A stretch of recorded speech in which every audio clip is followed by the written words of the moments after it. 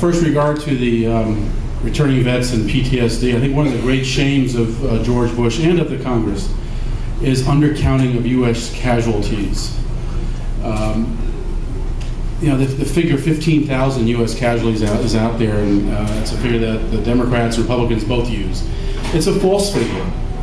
It's a false figure. When vets come back from Iraq, 30% come back seeking medical help. There's been about 400,000 plus troops in Iraq, so we're talking over 100,000 vets who have been injured in Iraq. So this 15,000 figure is one that we should stop using and start recognizing all these vets who are suffering as a result of this war. So we need to get a real number there and not this phony propaganda number that the Bush administration is successfully putting out. Second, with regard to colleges, I am also finding colleges to be active and interested despite there not being a draft. And I think that when Ramsey Clark is right about cutting the defense budget, if we face up to the military-industrial complex, which is not an easy thing to do because they are well organized and well funded and they've done their job of buying candidates quite well, but we need to challenge that system because it's half of our discretionary spending. The reality is we should be putting money into free education through college. That's how it should be. And not mediocre college either. And not mediocre college either, but real college education so people are able to adapt and be productive in this complicated world that we're living in. I think that will do a great deal to really move America forward in much more serious ways than we're moving now. As far as what I would do if I were in office about this, a couple things I'll just mention. One, I would not allow a vote on an appropriations of the military budget until we face up to the war power of the Congress.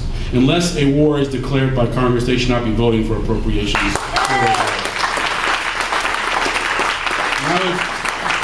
I would do whatever I could to stop that kind of a vote, whether it's a filibuster or taking some kind of a approach that a single congressman, senator could take. I would do that. The second thing is I would take my role in the Senate as building on my 30-year history as an organizer. I worked on a wide range of issues.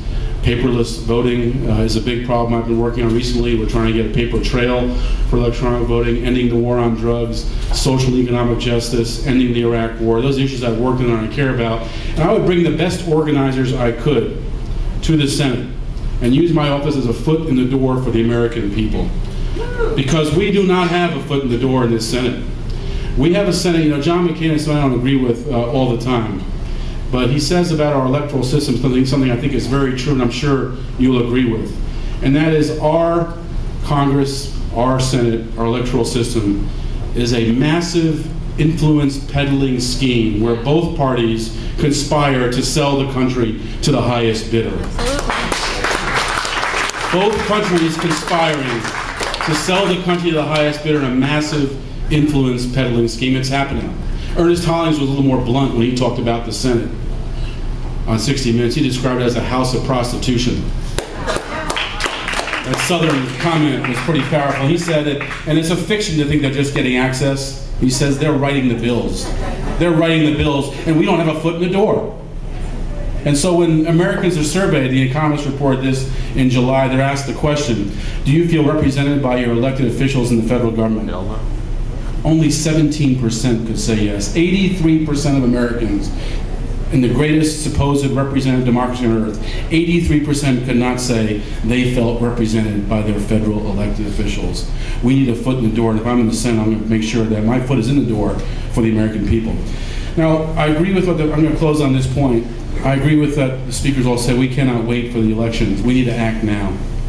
And I want to tell you that the support for ending the Iraq war, the opposition to the Bush administration, even support for impeachment is widespread, not among just left activists, anti-war activists, but across the board. I was at an event recently where General William Odom spoke, and I was disturbed by his comments. He was very positive about U.S. empire, saying what a good thing it is for the world. General Odom was the national security advisor for President Reagan. He's a four-star general, and he's part of the foreign policy brain trust of the United States. He's the mainstream foreign policy. And when he was asked in the audience, what do we do, by the audience, what do we do to get control of the Bush administration, he says, how do you impeach? General William Odom, how do you impeach? I wrote about this on democracyrising.us. You can see the article about this on the website. So if General Odom, someone who supports American empire, is talking about impeachment, I think we have an issue that has much more legs than we realize. I think once again the American people are ahead of our elected officials, and this is one more example of how our elected officials don't represent the interests of the American people. I want to thank you all for coming. I want to thank the panel for their comments. I want to urge you to get informed, get active, and help make change. This is our country. Let's take it back. Thank you all very much.